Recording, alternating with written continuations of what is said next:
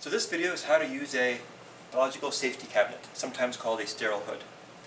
The first step is to get your supplies ready at your lab bench into your carrying tote and bring them over here to the safety cabinet.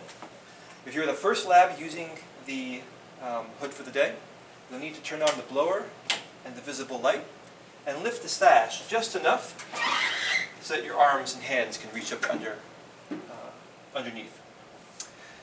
You'll also need to wipe down the surface with alcohol.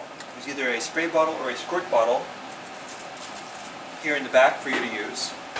And you'll have to grab a paper towel.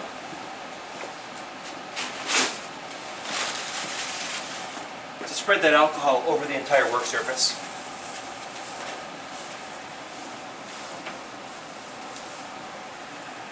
In just a few seconds that'll dry down. And when it does, you need to set up a work area inside the hood.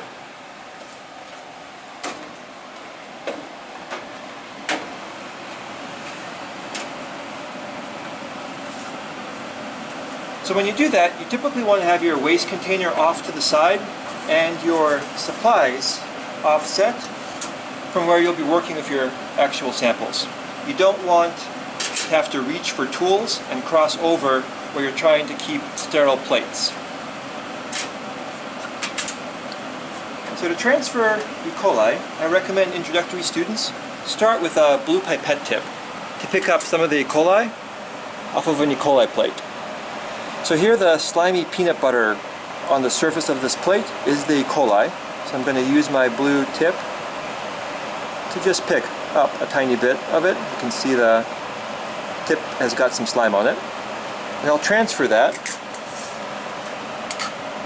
onto my new plate. So I'm just going to put it in one spot, make sure the Ecoli touches the surface. I'm going to be careful not to press down too hard. The agar is literally just jello, and it's easy to break down through the surface. So once I'm done with that tip, it's got Ecoli on the end. I don't want to touch anything in here. I don't want to set it down. I want to put it directly into my waste container to minimize Ecoli contamination getting into the hood. Then to do a quadrant streak, you want to take that Ecoli that's on the plate and spread it out over the entire surface of the plate, but dilute it as you spread it out. So to do that, I have sterile Q-tips that you can grab. So as long as the tip that was at the bottom of the test tube doesn't touch anything, it remains sterile, and you can use it to spread out that Ecoli over about a quarter of the surface of the plate.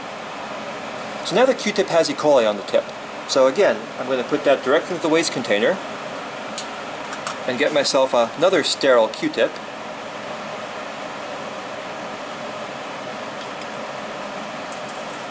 So that I can spread some of that bacteria out even further. So I have the area that I spread out, about a quarter. I'm going to just take one spot, one little edge of that, and spread out that little bit of Ecoli over another quarter of the surface of the plate. And I'm going to then repeat. If you were to accidentally drop a Q-tip, that Q-tip is no longer sterile. Even though we alcoholed the surface in here, that tip is not clean enough to use. So I'm going to discard that immediately, and I'll have to get myself another Q-tip in a second. So I'm diluting out the bacteria over another quarter of the plate, being careful not to accidentally nick an area of high Ecoli concentration.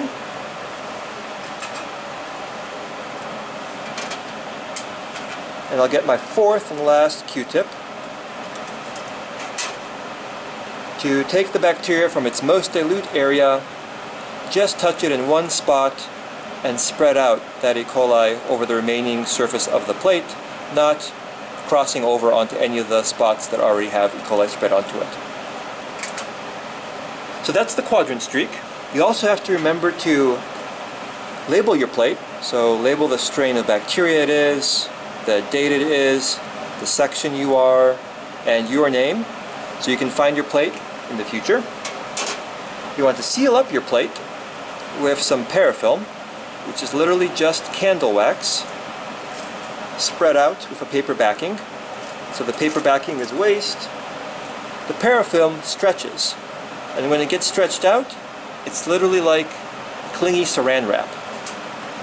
So I'm going to use that to seal the lid to the bottom of the plate, just stretching the parafilm and wrapping. And that makes a watertight barrier to prevent the E. coli from drying out. I'll also store my plate upside down, with the lid down. Because it's a watertight barrier, condensation will form on the lid, and you don't want that to drip onto the surface where your E. coli is. Storing it upside down makes the water droplets form at the bottom of the plate. So we can't really see any E. coli on it today, but by tomorrow, you'll see the E. coli would have grown out into this type of pattern. So here's the area where the most concentrated E. coli was placed, the first spot of E. coli, and spread out. So there's millions of bacteria there growing as a confluent set of colonies all touching each other.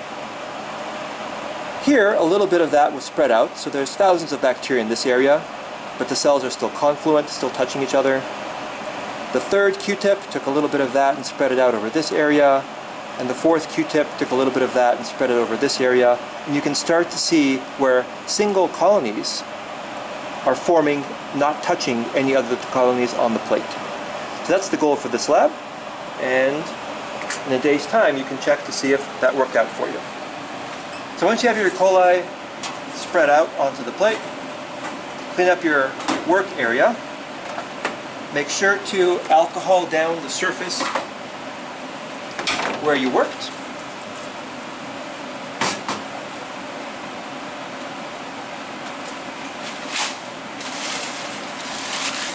And if there are other students working in after you, feel free to leave the hood on and the sash open. But if you are the last group for the day, you can close the sash and turn the power off onto the hood.